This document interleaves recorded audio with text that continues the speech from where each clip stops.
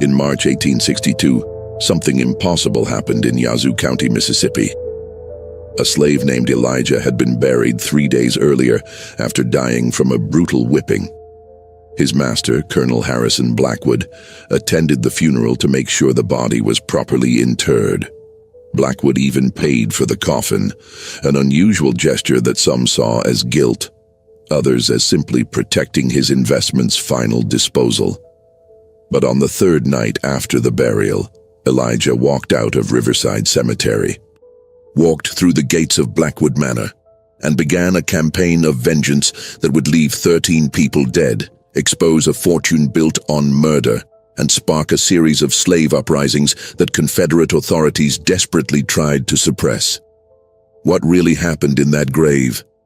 How did a dead man return, and what terrible secret was worth killing to protect? Before we uncover the shocking truth, tell me in the comments what state you're from. Now let me take you back to where it all began. The Mississippi Delta in 1862 was a place consumed by war and paranoia. The Civil War had been raging for over a year. Fort Sumter had fallen in April 1861. The Confederacy had won early victories at Bull Run and Wilson's Creek, victories that made Southern planters believe their rebellion would succeed quickly. But by early 1862, the tide was turning. Union forces were pushing into Confederate territory from multiple directions. General Ulysses S. Grant had captured Fort Henry and Fort Donelson in Tennessee. New Orleans was about to fall to Admiral Farragut's fleet, and the great siege of Vicksburg, which would ultimately strangle the Confederacy, was approaching. In places like Yazoo County, deep in the heart of cotton country, plantation owners were getting nervous. Not just about military defeat, but about what defeat would mean for their entire way of life. Their wealth was built on slavery. Their social status derived from slave ownership. Their political power rested on maintaining the institution. If the Confederacy lost, if slavery was abolished, they would lose everything. Not just money, but identity. Not just property, but the very foundation of their existence. This fear made them dangerous, made them willing to do things they might not have contemplated in peacetime, made them brutal in ways that shocked even a society accustomed to the casual violence of slavery. Colonel Harrison Blackwood embodied this desperation perfectly. At 47 years old, he'd been born into plantation aristocracy. His father had owned Blackwood Manor before him. His grandfather had carved the original plantation from Wilderness in 1798. 3 generations of Blackwoods had built their fortune on the backs of enslaved people, and Harrison had no intention of being the generation that lost it all. He'd commanded a Confederate regiment in the war's early months, fought at First Bull Run, came home in late 1861 claiming chronic dysentery but really just terrified. He'd seen Union artillery, seen modern warfare, seen the industrial might of the North, and unlike his fellow planters who drank their own propaganda about Southern superiority, Blackwood understood they were probably going to lose. Blackwood Manor sprawled across 3,000 acres of prime Delta farmland. Before the war, it had been worth over $400,000, equivalent to tens of millions today. The main house was a Greek Revival masterpiece, white columns gleaming, surrounded by magnolia trees and carefully manicured gardens. Behind the beautiful facade, however, was an empire of suffering. 230 slaves worked the cotton fields, worked 18-hour days during harvest, worked in heat that regularly exceeded 100 degrees, worked under overseers who believed whipping was the only language slaves understood, worked in conditions that killed roughly 10% of the workforce every year, losses that Blackwood simply replaced by purchasing new slaves or forcing breeding among the existing population.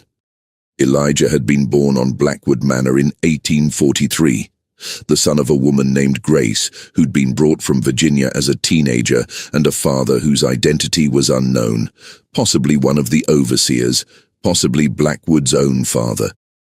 Elijah's light skin suggested mixed ancestry, which brought both advantages and dangers in the slave hierarchy. He'd been selected as a house slave at age 7, trained to serve in the main house, to be invisible and useful simultaneously. This position gave him access to information that field slaves never obtained.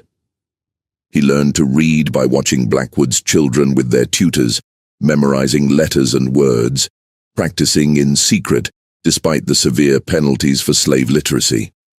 By age 15, Elijah could read newspapers, could understand political discussions, could comprehend the wider world beyond Yazoo County. This education made Elijah dangerous to Blackwood, though the colonel didn't realize it.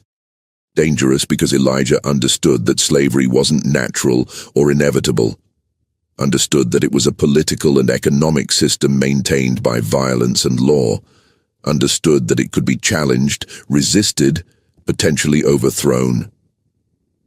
Elijah watched the world changing around him, watched as the abolitionist movement grew in the North, watched as sectional tensions escalated, watched as Mississippi and other southern states seceded after Lincoln's election. And he waited for opportunity, waited for the moment when the system might crack enough to allow him to strike. That opportunity began to materialize in February 1862, though Elijah didn't recognize it immediately. Blackwood received late-night visitors, 3 Confederate officers in dust-covered uniforms. They arrived in a closed carriage, didn't want to be seen, spoke in hushed tones in Blackwood's study. Elijah, serving brandy and maintaining the fiction of invisibility that house slaves perfected, heard fragments of conversation, heard words like gold and security and absolute discretion, heard one officer say, "Richmond trusts you, Colonel. This is the Confederacy's future we're entrusting to your care." Heard Blackwood respond with assurances about his loyalty and the safety of his property. After the officers left, Elijah observed Blackwood's behavior change. The colonel became nervous, excited, fearful all at once. He spent hours writing letters that he burned immediately after completion. He rode out to remote sections of the plantation, places with no fields or structures, places that served no apparent agricultural purpose. He had intense, whispered conversations with his chief overseer, Cyrus Webb, conversations that stopped abruptly whenever anyone approached. Something significant was happening. Something secret. Something that made Blackwood both greedy and terrified. The gold arrived on the night of February 28, 1862. Elijah was awakened at 2 a.m. by unusual sounds, wagons rolling through the plantation in darkness, men shouting in low voices, unusual activity at a time when the plantation should have been silent. He crept to a window, looked out, saw something extraordinary. A military convoy, 6 wagons, each drawn by 4 horses. Confederate soldiers surrounding the wagons, at least 30 men, all heavily armed. And supervising it all was a young officer, a captain whose nameplate read, Brennan. The wagons pulled up to Blackwood's largest barn, the one usually used for storing cotton during harvest, but currently empty because the 1861 harvest had already been shipped. Soldiers began unloading crates from the wagons, heavy wooden crates that required 2 men to carry, crates that made metallic sounds when they shifted. 20 crates total, each marked with Confederate Army stamps. The unloading took 2 hours. When finished, the barn was locked with 3 separate padlocks. Guards were posted, and Captain Brennan retired to the plantation house as Blackwood's guest. Over the next 3 days, Elijah pieced together what had happened. The crates contained gold, Confederate gold, approximately $2 million worth. This wasn't just any gold. This was part of the Confederate Treasury's reserve. The emergency fund meant to keep the rebellion alive if everything else failed. Gold that could buy supplies, pay soldiers, purchase recognition from European powers. It had been moved from Richmond to Jackson as Union forces threatened the Confederate capital. Now it was being dispersed to multiple hiding places throughout the Deep South. places where even if Richmond fell, even if the Confederate government collapsed, this gold could fund guerrilla resistance, could finance the continuation of the war by other means. Blackwood Manor had been chosen as one hiding location because of its isolation, its loyal slave population that was tightly controlled, and Blackwood's reputation as a hardline Confederate. Captain Wesley Brennan commanded the 6-soldier escort assigned to guard the gold. They were to remain at the plantation until receiving further orders from Richmond. Could be weeks, could be months, depended on how the war progressed. They settled into a routine, slept in the barn with the gold, took meals at the main house, patrolled the grounds. They were young men, most barely 20 years old, excited to have such an important mission, but also bored by the tedium of guard duty. Elijah watched all of this with growing realization. $2 million hidden on the plantation, guarded by only 6 soldiers. If that gold could be seized, if it could be taken from Confederate control, it could change everything. Could fund slave escapes. Could buy freedom for hundreds of families. Could support the Union war effort. But how could one slave, or even all 230 slaves on the plantation, overcome armed guards? How could they move 20 crates of gold without being caught? How could they convert Confederate gold into practical freedom? These questions became moot on the night of March 3, 1862. That was the night Harrison Blackwood decided that $2 million in gold sitting on his property was too tempting to resist. That was the night he chose personal wealth over Confederate loyalty. That was the night he became a murderer on a scale that shocked even Elijah, who thought he'd seen every form of cruelty slavery could produce. It started innocently.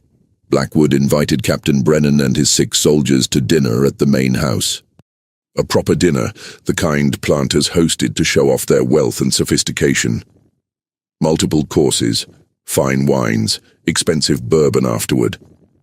The soldiers, tired from weeks of travel and bored from guard duty, accepted eagerly. They washed, put on clean uniforms, came to the dining room with appetites and good spirits. They had no reason to suspect anything. Blackwood had been a gracious host, had provided everything they needed, had seemed the model of Confederate hospitality and cooperation. The dinner progressed through multiple courses: oyster soup, roasted duck, sweet potatoes, fresh bread, pecan pie. The soldiers ate and drank, their initial formality giving way to relaxation. They told stories about the war, about battles they'd witnessed, about friends who died, about hopes for Confederate victory. Blackwood encouraged them, refilled their glasses, played the sympathetic host. The soldiers didn't notice that their bourbon came from a special decanter, didn't notice the slightly bitter aftertaste, didn't realize until too late that they were drinking poison. The first soldier to react was a private named James Dockery, only 19 years old, from a small farm in Alabama. He'd been in the middle of a story about his younger brother when his voice suddenly cut off. His hand went to his throat. His eyes widened in confusion and terror. He tried to stand, knocked over his chair, stumbled. The other soldiers looked at him in confusion. Then another soldier convulsed. Then another. Within 60 seconds, all 7 men were in distress, clawing at their throats, gasping for air, collapsing, dying. Elijah watched from his position by the door, frozen in horror. He'd seen violence before, had seen slaves beaten to death, had seen children sold away from mothers, had witnessed every casual cruelty of slavery. But this was different. This was calculated mass murder.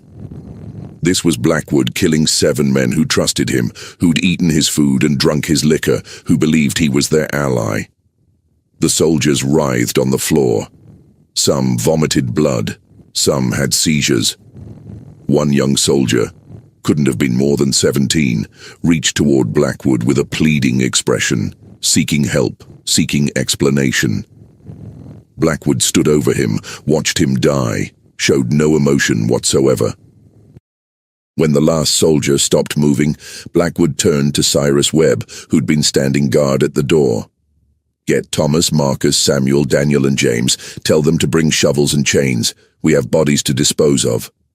Webb nodded and left. Blackwood then looked directly at Elijah. "You saw nothing. You were never in this room tonight. If you speak one word of this to anyone, I'll have you flayed alive and your body fed to the hogs. Do you understand?" Elijah, terrified, nodded. "Yes, Master. I understand." Over the next 6 hours, Elijah was forced to help move the bodies. 6 men arrived: Thomas Riddle, Marcus Finch, Samuel Cross, Daniel Marsh, James Cutter, and Peter Stillwell. These were Blackwood's most trusted overseers and guards, men who'd proven their loyalty through years of brutalizing slaves, men who wouldn't balk at murder if the price was right. And Blackwood was paying them well. Each man would receive $5,000 from the gold once it was safely hidden. Enough money to buy their own small plantations, enough to ensure their silence. The bodies were dragged through the plantation under cover of darkness, loaded into a wagon, driven deep into the swamp. The Yazoo swamps were vast, treacherous, filled with quicksand and alligators, a perfect place to hide evidence. They found a spot where the water was deep and dark, where the bottom dropped away to unknown depths. Chains were wrapped around the bodies, heavy chains that would keep them submerged. One by one, the 7 Confederate soldiers were rolled into the water. They sank immediately, disappeared into the black depths. Alligator eyes gleamed in lantern light. Nature would complete the disposal, but Blackwood kept 3 bodies back: Captain Brennan and 2 privates. These bodies were taken to a different location, an old hunting cabin on the far edge of Blackwood's property. The cabin looked abandoned, roof half-collapsed, walls rotting. But underneath was a cellar that few people knew existed. A cellar dug during Blackwood's grandfather's time, supposedly for storing ice, but deep and dry and hidden. The 3 bodies went into that cellar, Blackwood's insurance policy. If Confederate authorities came asking questions, he could produce these bodies, could claim the soldiers had deserted with the gold, could point to their corpses as proof they'd fought over the spoils and killed each other.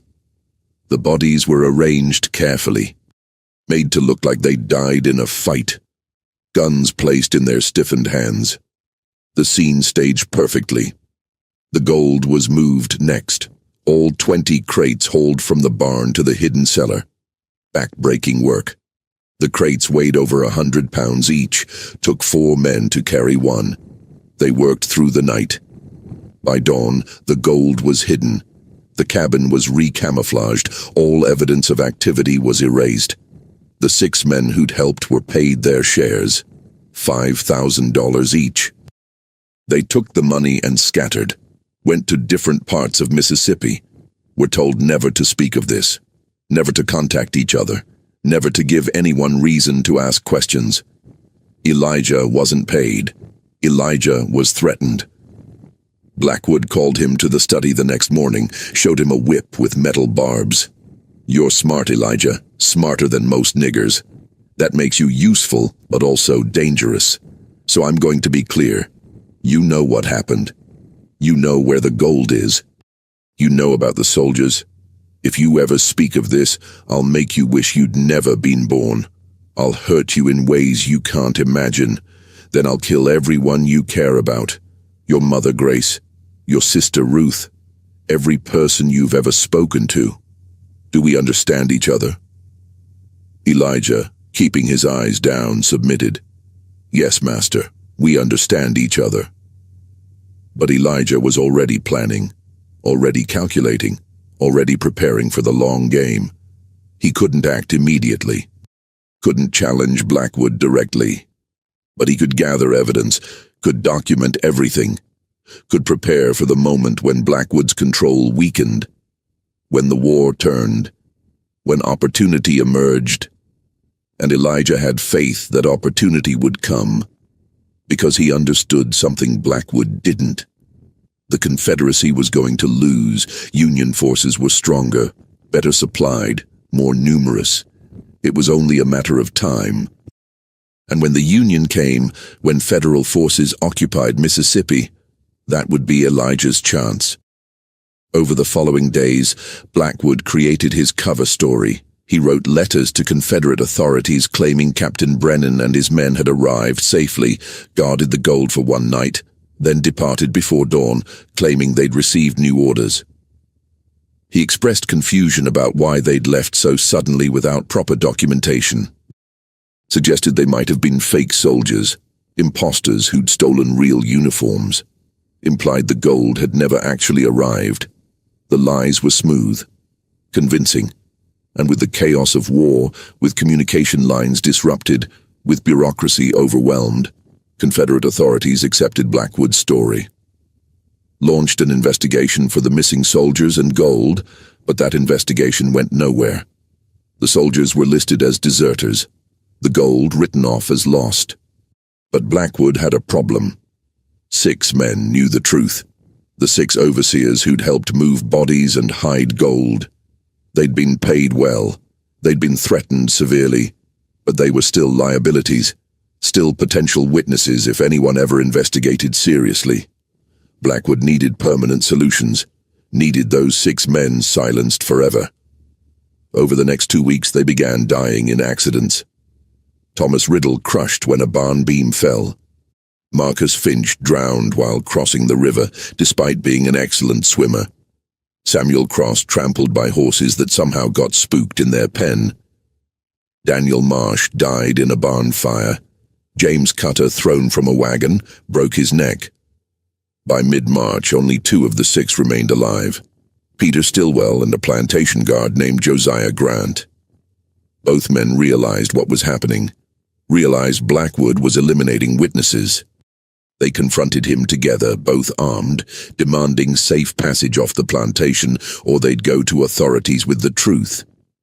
Blackwood seemed to agree, promised them safe passage and additional money, asked them to come to the plantation office that evening to collect their payment and receive papers allowing them to travel. They came still armed, still suspicious. But Blackwood had prepared an ambush. 4 guards with rifles waiting. Stillwell and Grant were shot before they could react. Their bodies were dumped in the swamp with the others.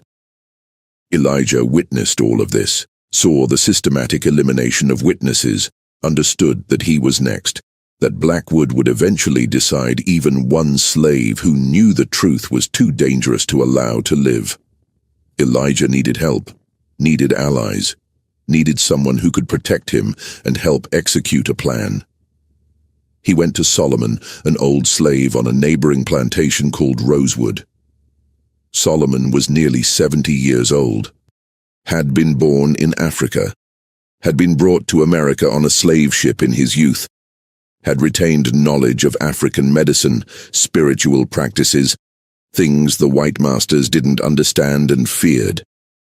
Elijah told Solomon everything, about the gold, about the murders, about Blackwood's systematic elimination of witnesses, about the certainty that Elijah would be killed soon. Solomon listened carefully, asked questions, thought deeply, finally spoke. There's a way to survive this. Dangerous. Might not work, but it's the only chance you have. He explained his plan. A drug derived from roots found deep in the swamp. A mixture that would slow Elijah's heart to almost nothing, would slow his breathing until it was imperceptible, would create the appearance of death so convincing that even doctors would be fooled. Elijah would take this drug when Blackwood came for him, would appear to die, would be buried, and 3 days later Solomon would dig him up with antidotes that would reverse the drug's effects, would bring him back from apparent death. Why 3 days? Elijah asked. Solomon smiled grimly. Because that's how long the drug lasts. Any sooner, and you wake up in the coffin. Any later, and the drug becomes permanent. 3 days exactly, that's the window. Elijah understood the risks, The timing had to be perfect. If Solomon was delayed, if something went wrong, if the drug was too strong or the antidote too weak, Elijah would die for real, would be buried alive and wake in the coffin, or would never wake at all. But what choice did he have? Blackwood was going to kill him anyway. This plan at least offered a chance. A slim chance, but a chance. Solomon prepared the drug. A powder made from roots he wouldn't name, mixed with other substances, prayers spoken over it in languages Elijah didn't recognize. "Hide this in your cheek," Solomon instructed. "When Blackwood comes for you, when you know death is imminent, bite down on it. Let it dissolve under your tongue.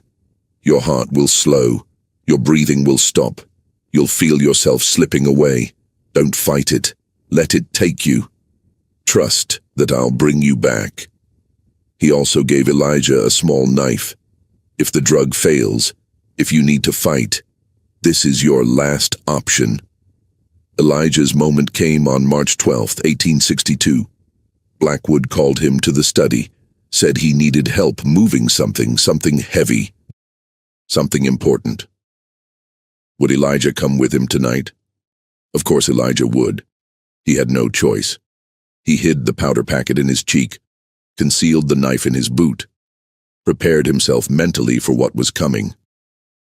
That night, he and Blackwood rode out to the hidden cabin.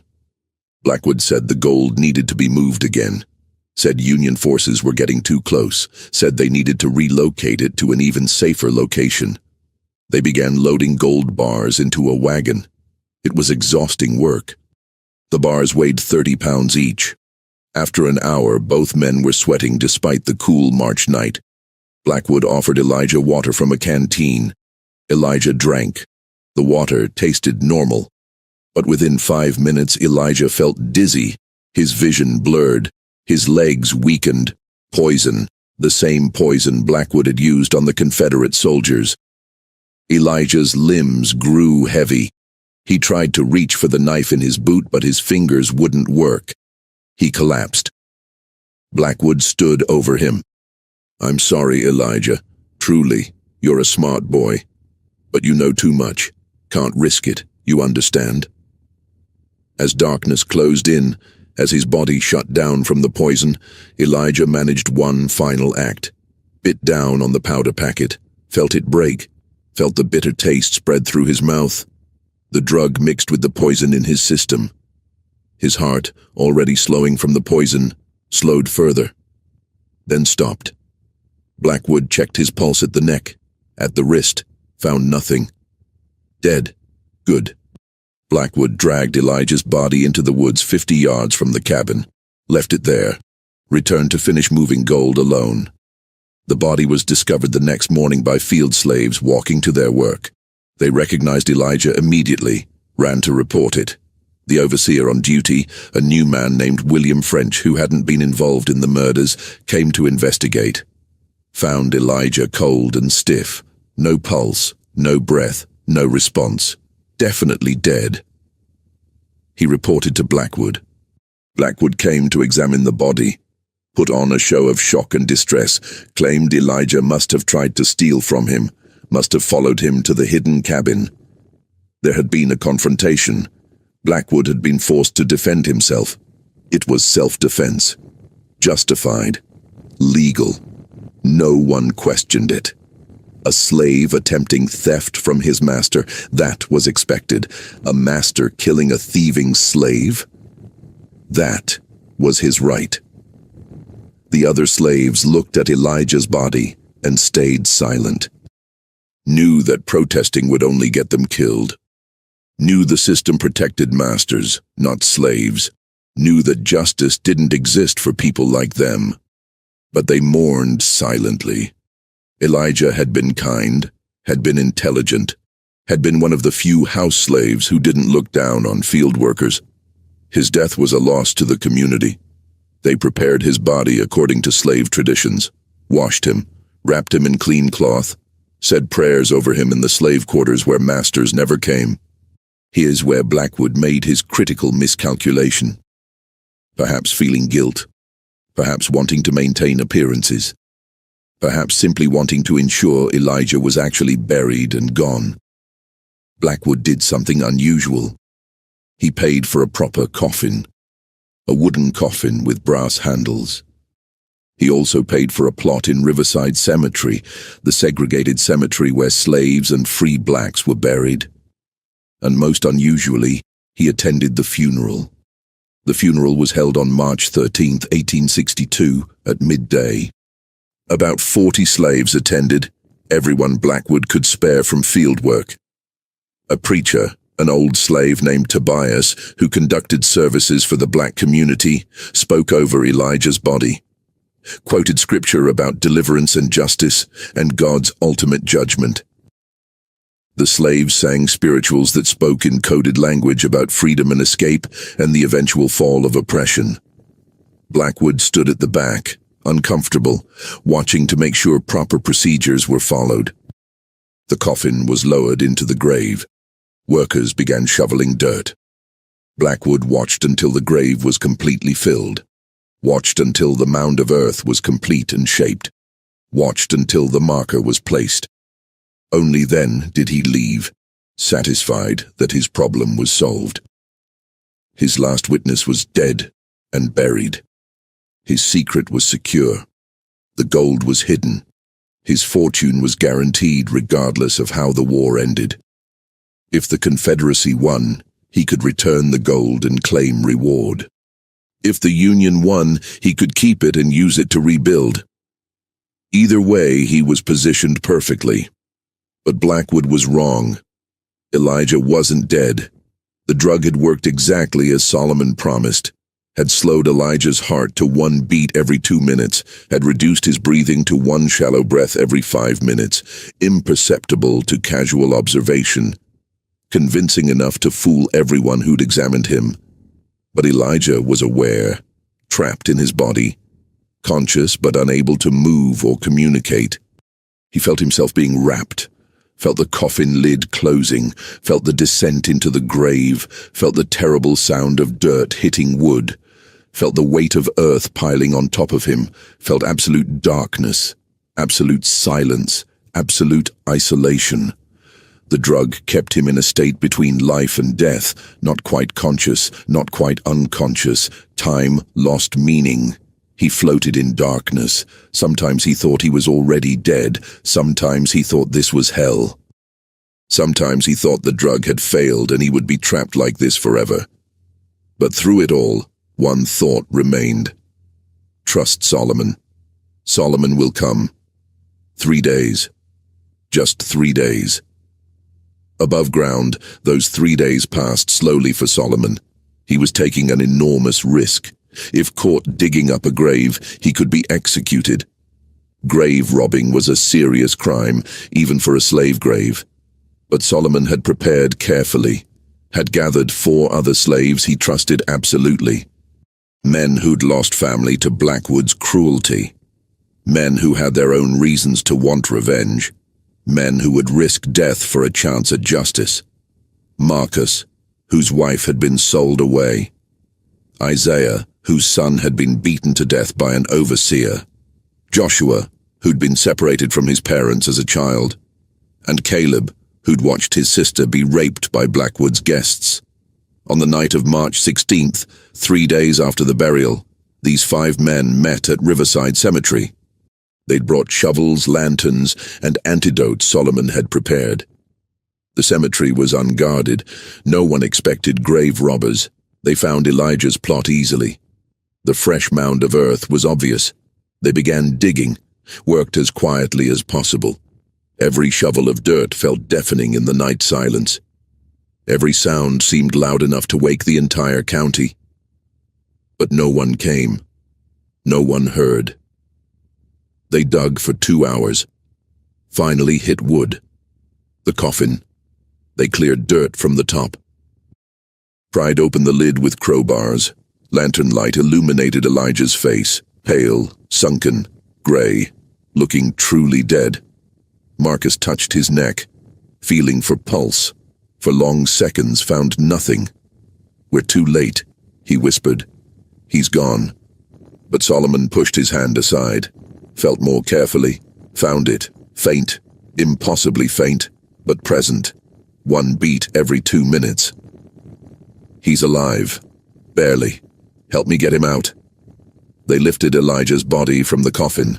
Dead weight, no muscle tone, no response. Laid him on the ground beside the grave. Solomon had brought 3 different antidotes in separate vials. The first was meant to stimulate the heart.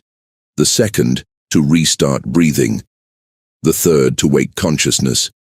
He administered them in sequence, poured them into Elijah's mouth, massaged his throat to make him swallow. Waited. Nothing happened. Minutes passed. 5 minutes. 10.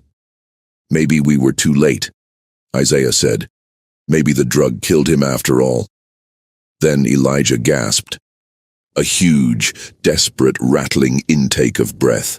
His eyes flew open, unseeing, panicked. His body convulsed violently. The men held him down as his system fought its way back to life. His heart raced, making up for 3 days of near stillness. His lungs heaved, pulling in oxygen. His muscles spasmed. He vomited black bile, gagged, coughed, shook like he was freezing despite the warm Mississippi night. After 10 minutes, he could focus his eyes, could see the faces around him, could recognize Solomon. Did it work? Elijah's voice was a rasp, barely audible. Solomon smiled. You're alive. That's what matters. Elijah tried to sit up, failed.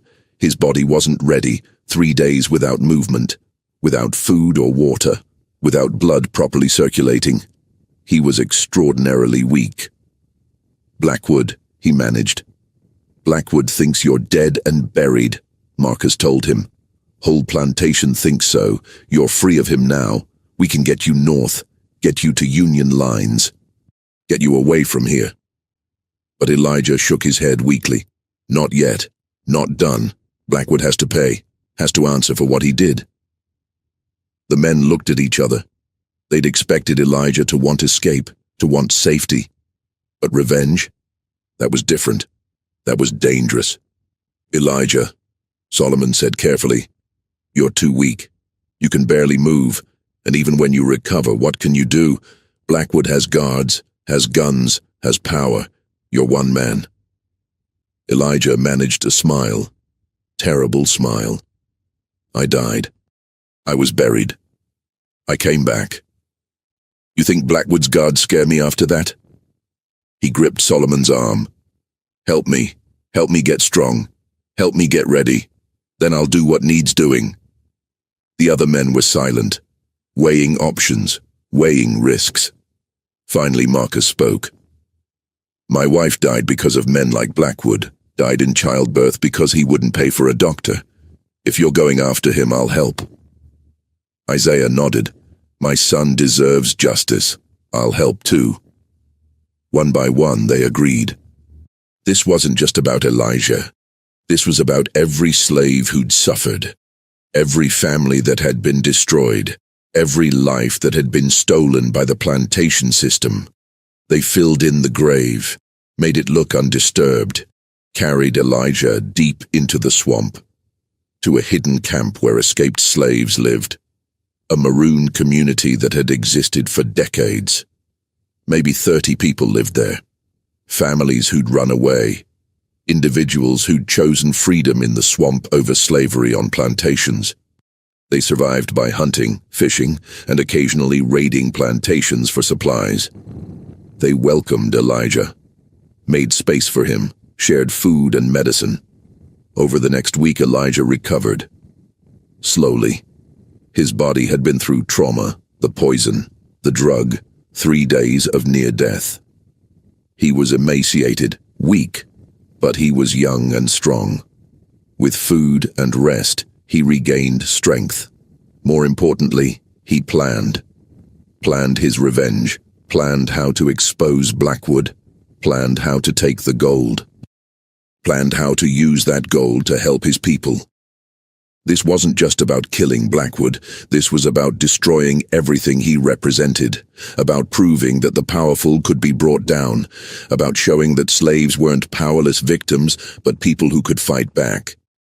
The first target was Cyrus Webb, chief overseer, the man who'd helped poison the Confederate soldiers, who'd helped dump bodies in the swamp, who'd participated in every cruelty for 20 years. Webb lived in a small house on the plantation's edge. Lived alone because his wife had left him years ago, unable to tolerate his cruelty. On the night of March 23rd, Webb came home from his rounds, drunk as usual, unlocked his door, lit a lamp, never saw Elijah waiting in the shadows, never had a chance to scream before a rope was around his neck. Elijah pulled tighter, held it, watched Webb's face turn purple, watched his eyes bulge, watched life leave. When Webb was dead, Elijah positioned the body in a chair, left the lamp burning, and carved 3 words into the table. The dead rise. Webb's body was discovered at dawn when workers came for assignments. Panic spread immediately. How had someone gotten into a locked house? How had they killed a strong man without any sign of struggle? And what did that message mean? Blackwood was informed, came to investigate personally, saw the body, saw the message, and felt fear for the first time in years, because he recognized the implication. But it was impossible. Elijah was dead, buried, gone. This had to be someone else. Some other disgruntled slave seeking revenge. Nothing to do with him. Nothing to do with the gold or the murders. Just coincidence. Had to be. But it wasn't coincidence. Over the next 3 weeks, Blackwood's men kept dying.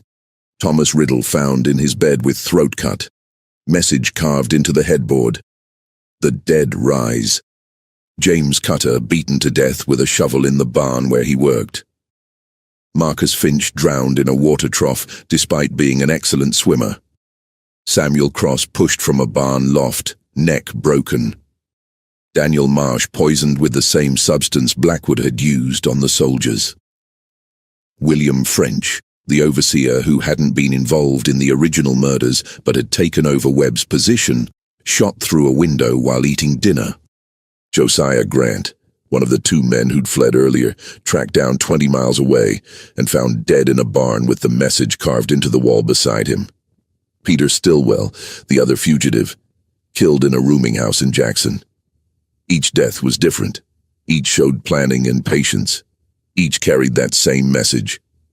The dead rise. Blackwood hired bounty hunters, professional slave catchers, men who specialized in tracking and killing. He offered huge rewards. Promised $1,000 for whoever found the killer.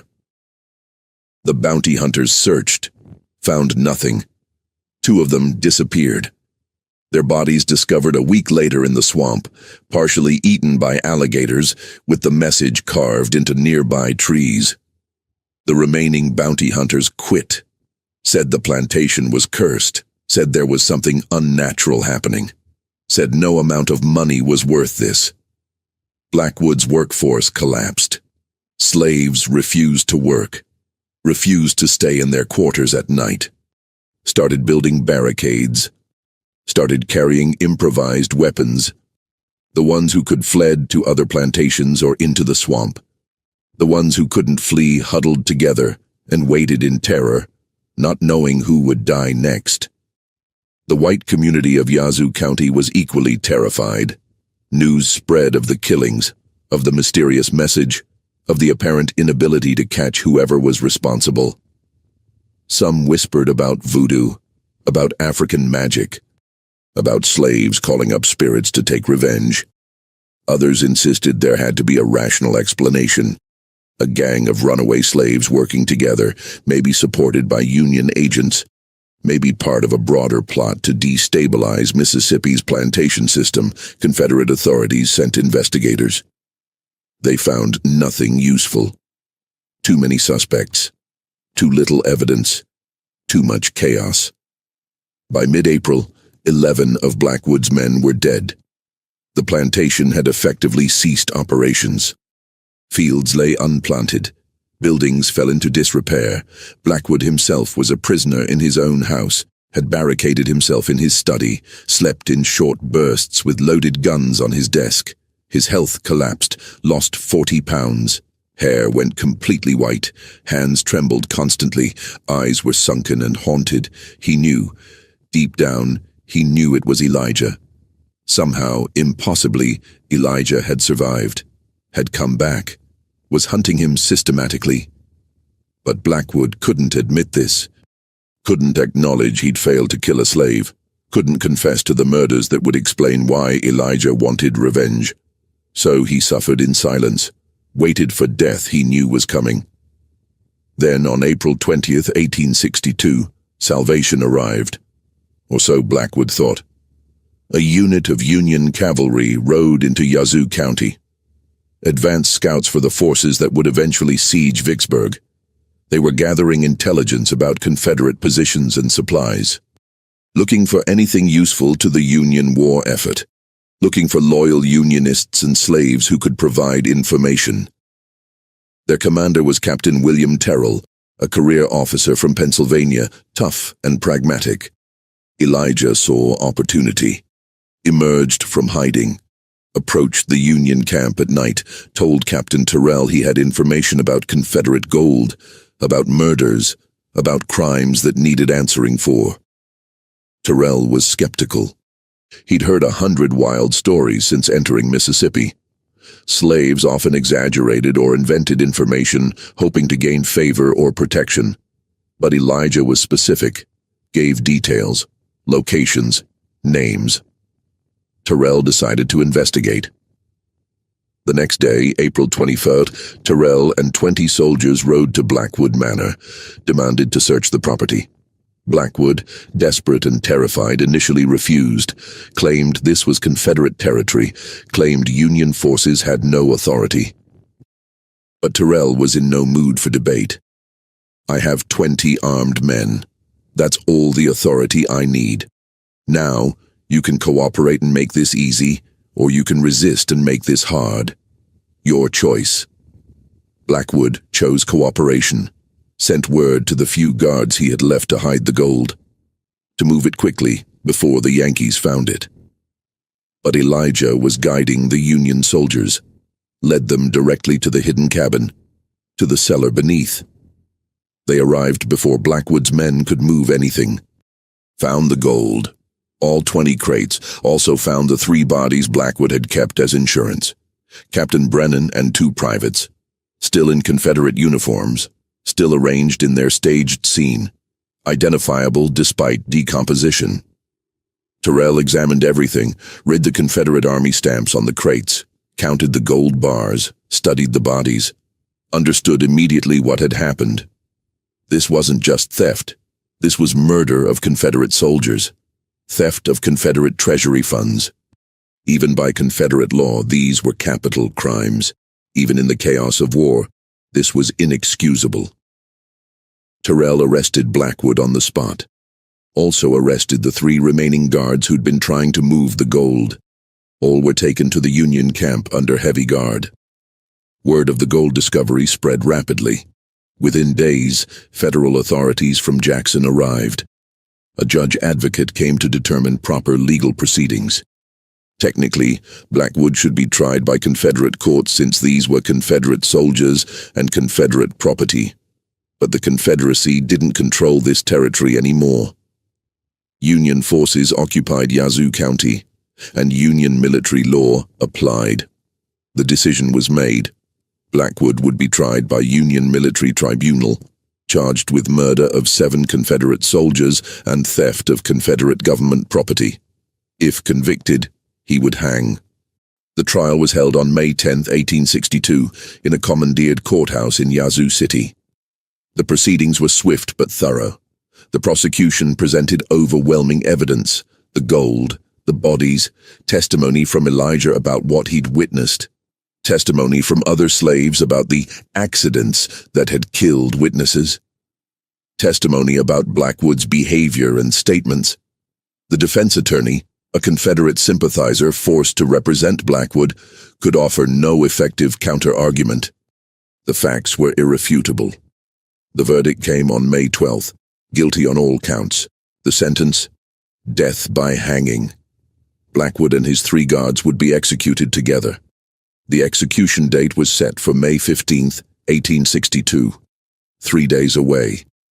Blackwood spent those final days in a cell, writing letters to his wife who'd fled to relatives in Alabama when the Union arrived, writing justifications, claiming he'd acted to save Confederate resources from Union seizure, claiming the soldiers had been deserters who threatened him, claiming everything was a misunderstanding.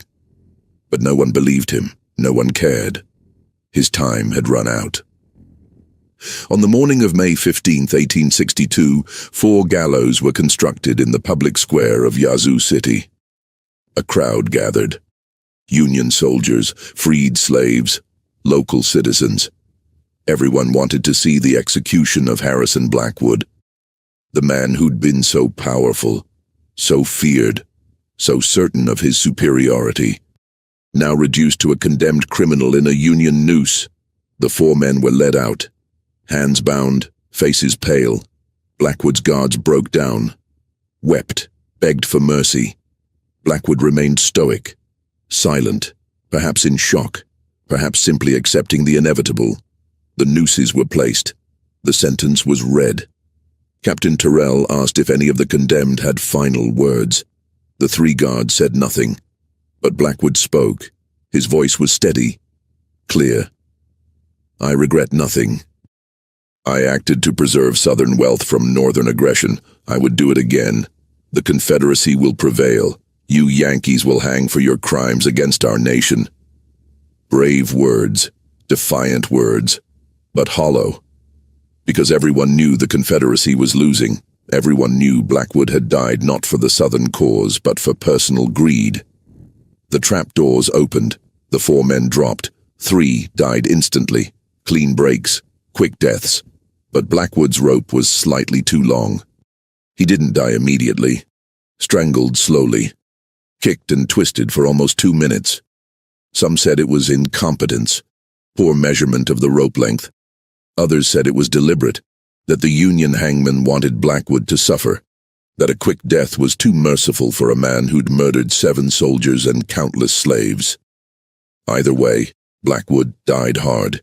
His body was left hanging for an hour as warning, then cut down and buried in an unmarked grave in the Confederate section of Riverside Cemetery. Buried without ceremony, without marker, just a hole in the ground for a man the Confederacy wanted to forget. But there was one final piece of unfinished business.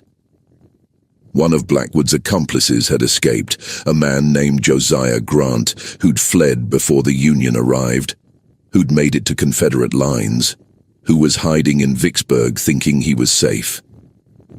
Elijah tracked him there, entered the city disguised as a slave belonging to Confederate officers, found Grant in a boarding house, found him drunk and scared and talking too much about gold and murders. Elijah waited until Grant was alone, until night had fallen and the city was quiet. Then he entered Grant's room. Grant never had time to scream, never had time to understand what was happening, just felt hands around his throat, felt the life being choked out of him. His last vision was Elijah's face, the face of a dead man, the face of vengeance. When Grant was dead, Elijah carved the message one final time into the wall beside the bed. The dead rise. Then he left, walked out of Vicksburg, returned to Union lines, 13 men dead, Blackwood and all his accomplices. The account balanced, justice served. The Confederate gold was seized by federal authorities, legally became property of the United States government. $2 million was a significant windfall, could fund operations, pay soldiers, buy supplies. But Captain Terrell made an unusual recommendation. He suggested the gold be used for reconstruction efforts in Yazoo County specifically, to help the freed slave population, to build schools and churches, to provide capital for businesses, to fund the transition from slavery to freedom. His argument was persuasive. The gold had been stolen from Confederates by Confederates, had been protected by a slave who'd risked everything. Using it to help freed people seemed appropriate. Just right. The Treasury Department in Washington considered the request, debated, finally agreed. Within a year, 3 schools for freed people had been established in Yazoo County. A church was built. A bank was chartered that would provide loans to black farmers and businessmen. Processing facilities were constructed that let farmers sell crops directly to markets instead of through plantation owners. The gold that Blackwood had stolen and killed for became the foundation of a new economic system.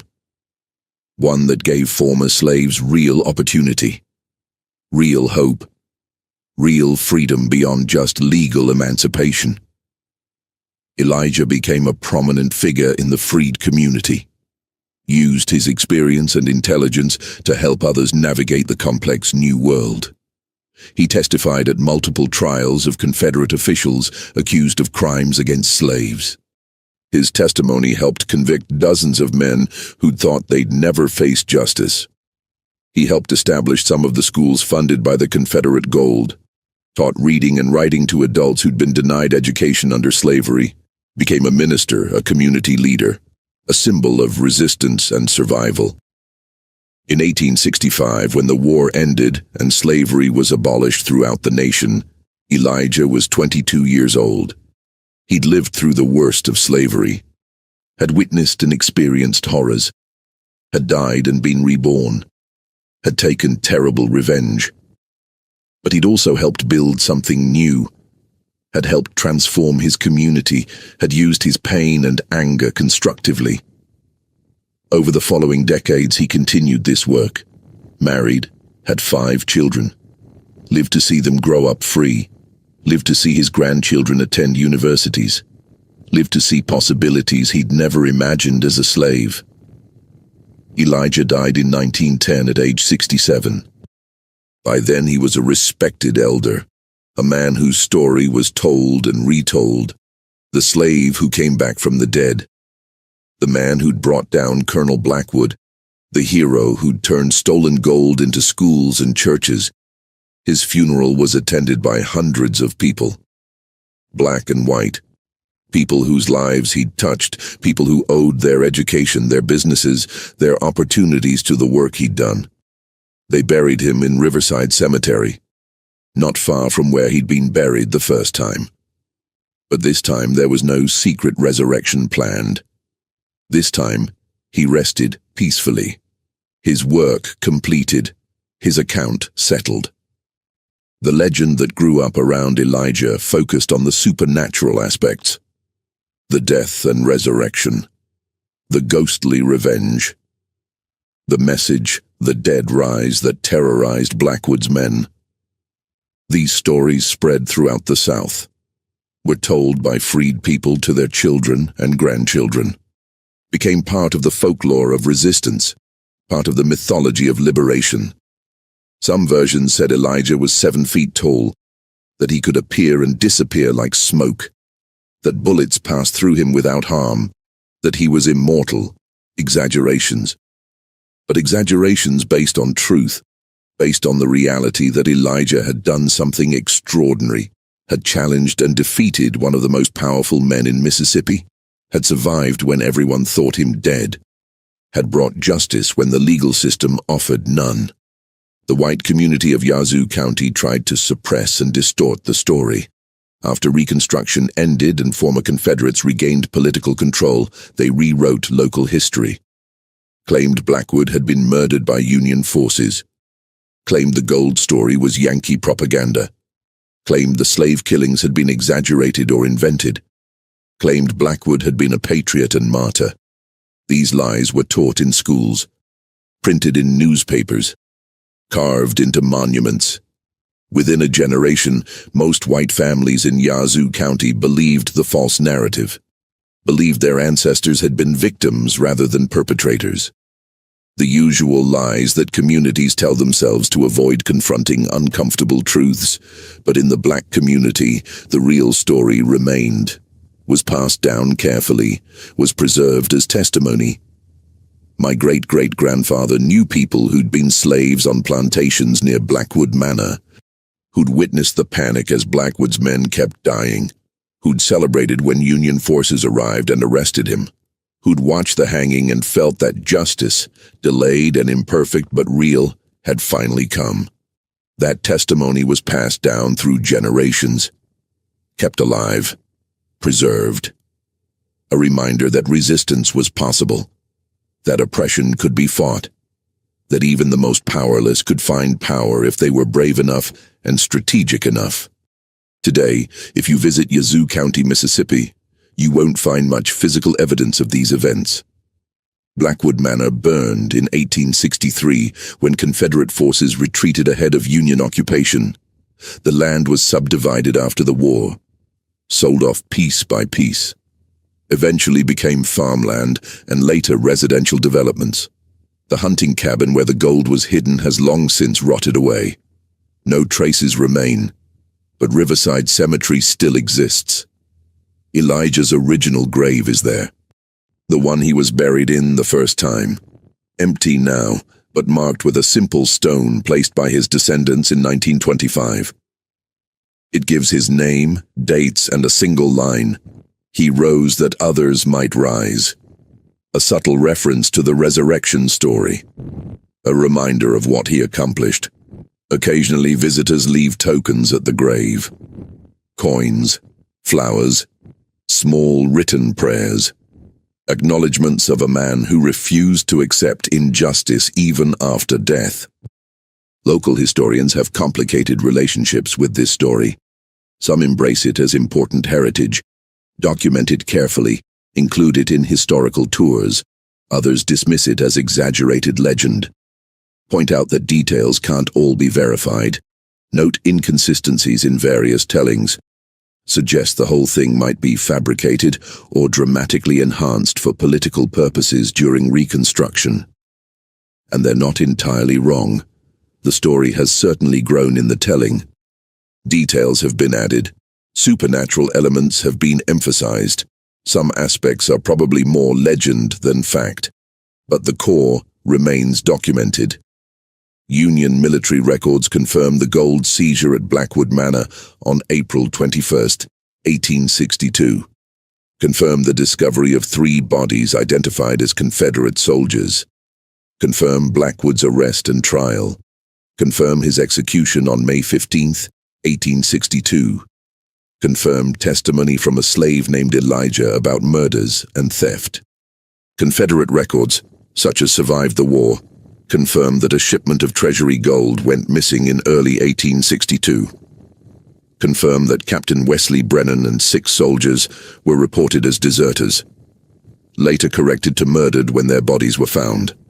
The documentary evidence supports the basic narrative, even if specific details remain disputed. What do you think of Elijah's story? Do you believe he actually died and was resurrected by African medicine, or was it an elaborate ruse that grew into legend? Do you think his campaign of revenge was justified?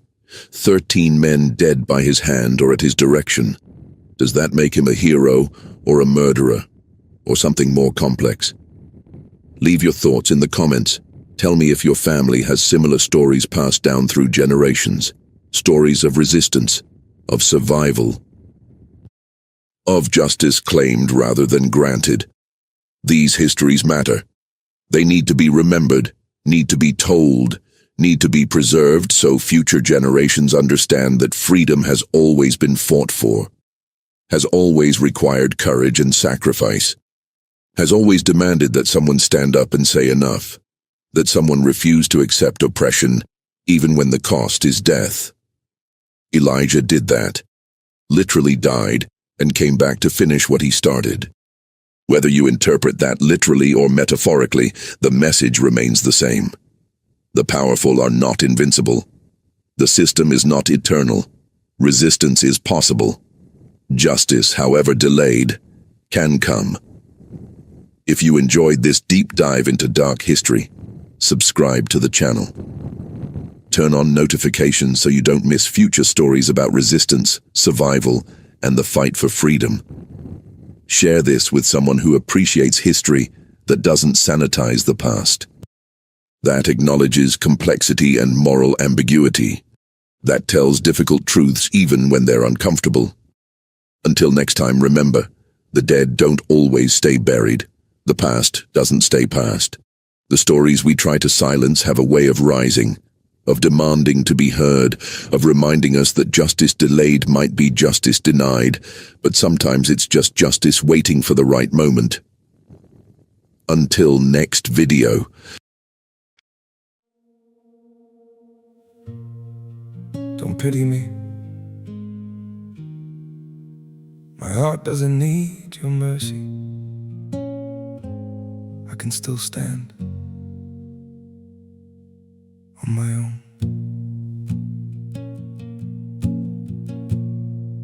I was broken by your leaving, fell deeper than I thought I would, but pain has taught me how to heal now and survive what once I couldn't. You don't have to look back sadly, don't reach out with guilty hands. What you shattered made me stronger. Now I rise where I once collapsed. My heart doesn't need your pity, not another empty sign. I've got enough strength left within me to rebuild this life of mine. My feet are steady through the sorrow. I can stand through all the pain. You don't have to save me, darling. I'll learn to breathe again. I once begged for your affection. Now I've learned my worth in scars. And the man you left in pieces found his own way through the dark. My heart doesn't need your pity, not another empty sign. I've got enough strength left within me to rebuild this life of mine. My feet are steady through the sorrow. I can stand through all the pain. You don't have to save me, darling. I'll learn to breathe again.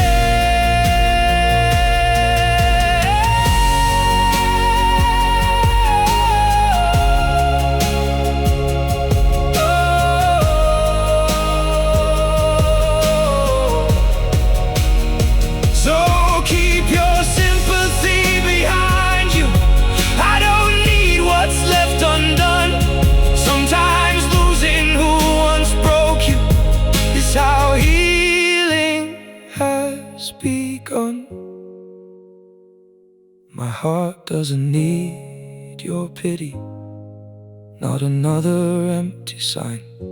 I've got enough strength left within me to rebuild this life of mine. My feet are steady through the sorrow. I can stand through all the pain. You don't have to save me, darling. I'll rise alone again.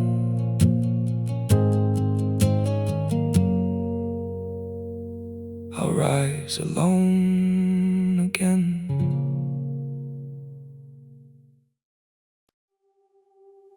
I'm freezing. I'm bleeding, slowly fading away. But don't worry, I'm fine.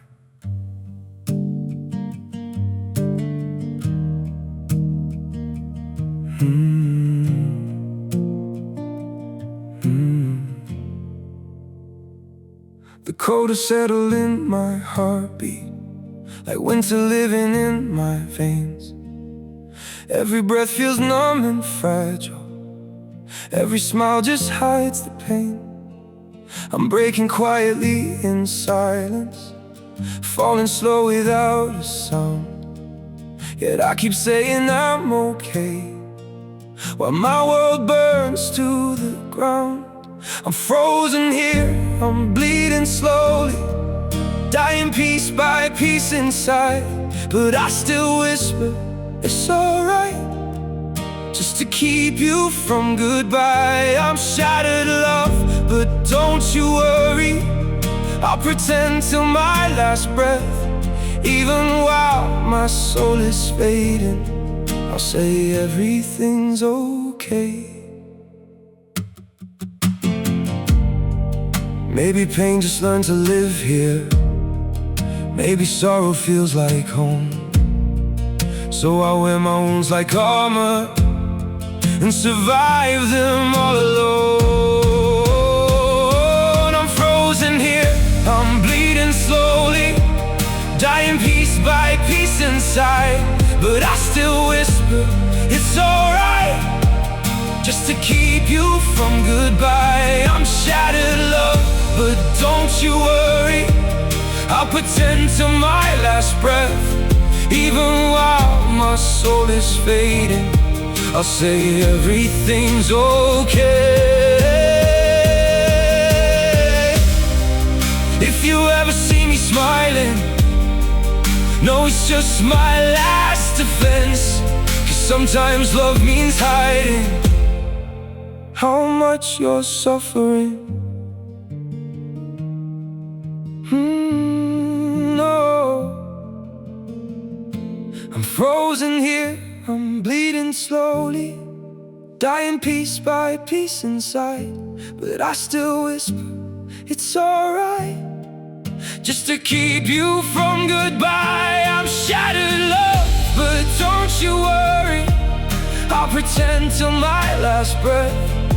Even while my soul is fading, I'll say everything's okay. It's okay.